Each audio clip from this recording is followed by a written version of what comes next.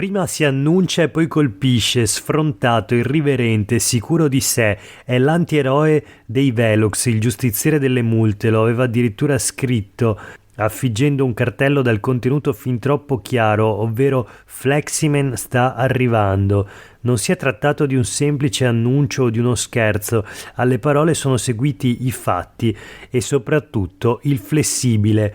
Il vandalo della notte tra lunedì e ieri, con ogni probabilità con la complicità di un collega di scorribande, si è armato dell'arnese che lo contraddistingue e ha segato il palo del dispositivo di controllo della velocità lungo la strada provinciale 46 Brentana, nel tratto di via Piovego, nel territorio comunale di Villa del Conte, al confine con Busiago di Campo San Martino. Una volta abbattuto l'occhio elettronico che ha pizzicato troppe velocità eccessive e relative targhe, i vandali hanno preso a calci la telecamera in mezzo alla terra e all'erba, distruggendola completamente. Domenica, appunto, su quello stesso palo era stato affisso un cartello che annunciava l'arrivo di Fleximan. Questo è Sveglia Veneto, il primo podcast dedicato all'informazione vista da nord-est.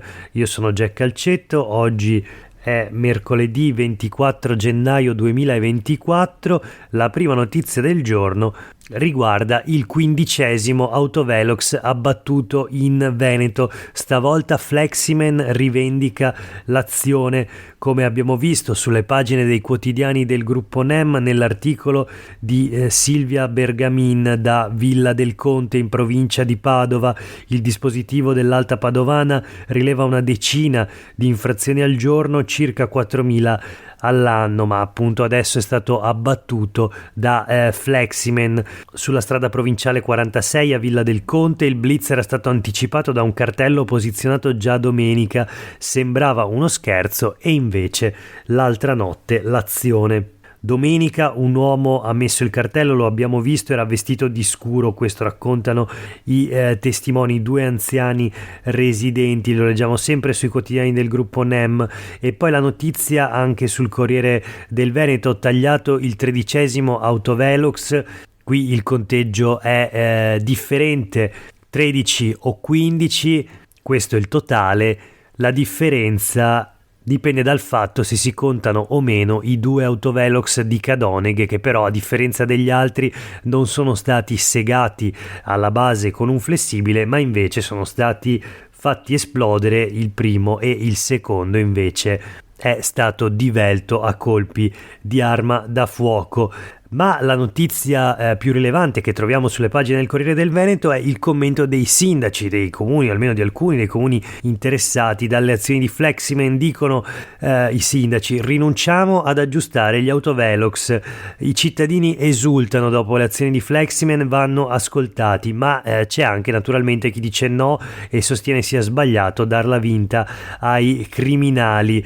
Nel frattempo il mito di Fleximan si sviluppa e a Padova compare un murales dove il vendicatore notturno viene ritratto come Kill Bill, l'eroina dei 2 film di Quentin Tarantino, armata di katana nella sua tuta da motociclista gialla, con in mano il palo divelto di un autovelox. Flexi Woman, quindi, o Flexi Girl, il murale proprio dietro alla questura di Padova, tra l'altro nel centro storico in via del Padovanino.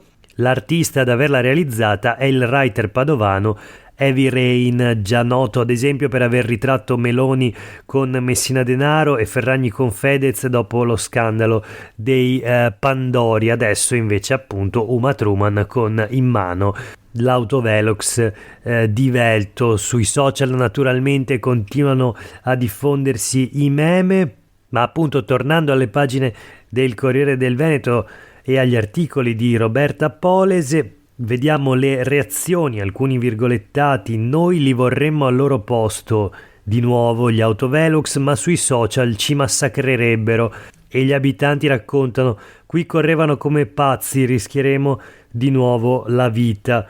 Poi c'è la testimonianza di una barista dalla provincia di Rovigo: sulla Romea hanno imparato dove sono i velox e corrono quando sanno di non essere fotografati. Insomma, viene messa in dubbio l'utilità dello strumento. Questo per quanto riguarda il caso Fleximen e gli autovelox abbattuti in Veneto, 13 o 15 a seconda se si vogliano considerare o meno i 2 autovelox di Cadoneghe fatti esplodere o appunto abbattuti a colpi di arma da fuoco. Tutti gli altri 13 invece tagliati con il flessibile. Ma voltiamo pagina, proseguiamo la rassegna stampa di oggi con una notizia invece di autentico dolore, una tragedia. Un altro detenuto suicida nel carcere dove è recluso Filippo Turetta, ancora un suicidio quindi a Montorio Veronese. Si tratta del 4º caso da novembre, mese in cui era entrato nella casa circondariale l'uomo che appunto si è ucciso ieri. Un detenuto di origini siciliane di circa 56 anni in mattinata è stato trovato impiccato nella sua cella del carcere di Verona, nella sezione riservata ai ristretti per reati a grande riprovazione sociale.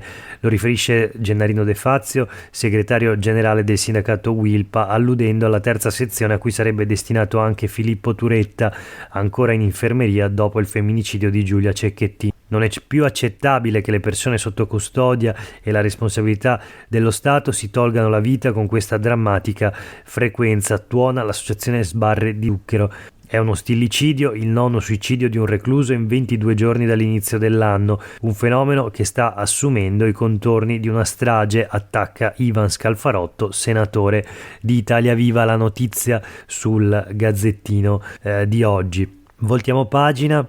Restando sempre sul Gazzettino, un'altra notizia di attualità politica. Il comune di Mira cancella la cittadinanza a Mussolini, è incompatibile con quella conferita a Liliana Segre e incompatibile soprattutto con la nostra storia, dice il comune. L'iniziativa promossa dal centro-sinistra, rinvenuto in municipio il documento del 1924 che appunto attribuiva la cittadinanza onoraria a Benito Mussolini, un caso analogo nelle Marche, ma il centrodestra si oppone dicendo non sono questi i problemi.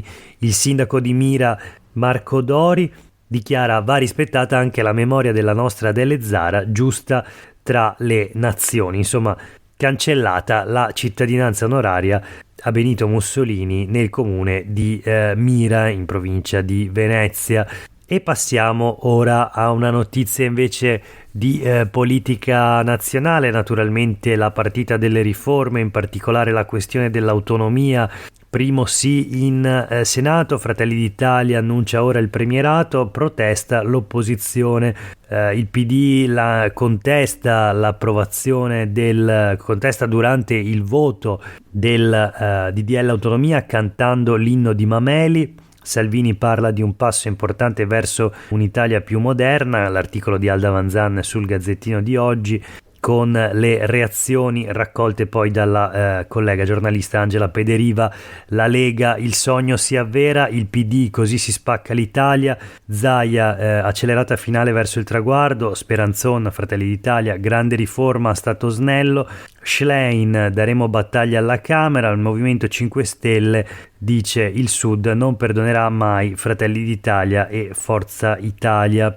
E poi ancora vediamo sul Corriere del Veneto Monica Zambon firma l'articolo in primo piano, autonomia, la Lega esulta, abbiamo fatto la storia, centrodestra Veneto compatto, mentre il PD sferza, è solo un modesto baratto con il premierato della Meloni. L'ex segretario leghista Giampaolo Gobbo spiega un po' meglio la questione dal punto di vista noi sognavamo Bolzano, dice, ma questa legge è il massimo che si può raggiungere e sostiene è un voto che ha un significato reale. Vedremo come si svilupperà ancora questa vicenda dell'autonomia, osservando questa alzata di scudi, questo no deciso, queste proteste molto forti da parte dell'opposizione, PD, Movimento 5 Stelle e gli altri partiti. Viene da chiedersi che senso avesse all'epoca del referendum veneto e lombardo per l'autonomia la posizione del sì critico che questi stessi partiti hanno sostenuto. Ma comunque seguiremo gli sviluppi di questo tema appunto tra la politica regionale e quella nazionale. Chiudiamo la rassegna stampa di oggi con due notizie flash. La prima da Belluno. Aggiudicata la pista da bob per le Olimpiadi Milano Cortina, a febbraio via ai lavori. Il sindaco di Cortina chiede di non fare errori, naturalmente. Tra un primo anno è previsto il primo test. Nel piano B del CIO restano comunque St. Moritz e Salt Lake. La parlamentare dei Verdi Eluana Zanella chiede al ministro lo sport di riferire in Parlamento. E nel frattempo il comune di Cortina pensa già all'utilizzo dopo i giochi. È prevista l'affidamento della gestione alla sua società, la società quindi comunale.